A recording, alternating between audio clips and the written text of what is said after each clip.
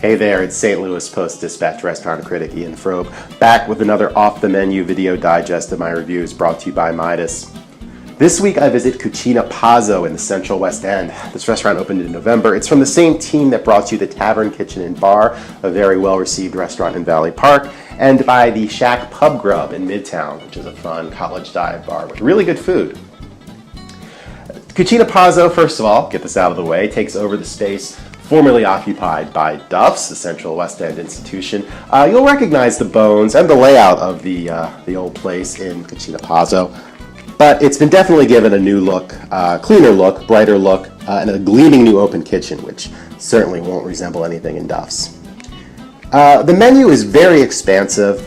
Rustic Italian is probably the best way to describe it, but you'll also find some kind of fun chef inventions like mortadella corn dogs, for example, is kind of a fun little appetizer. Pasta, you see here the pappardelle with braised short ribs. The pastas were a bit disappointing, and this was the one thing that held me back from being much more in love with Cucina Pazzo than I wanted to be. The pastas just aren't as good as they need to be. The pappardelle were kind of stuck together. There was a risotto that was a little watery. The entrees, though, and here you see the staccato, short ribs over gorgonzola polenta. The entrees are really, really good. There's a mahi-mahi dish, which is among one of the best I've had in St. Louis in recent years in terms of seafood. Definitely recommend the mahi-mahi, the staccato here. There's a veal piccata dish that's excellent.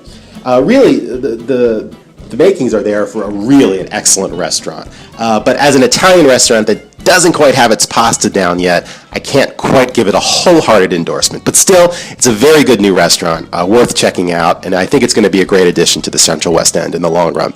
You can read my complete review at stltoday.com, or you can pick up a copy of Go Magazine this weekend. And I'll be back next week with another off-the-menu video digest review.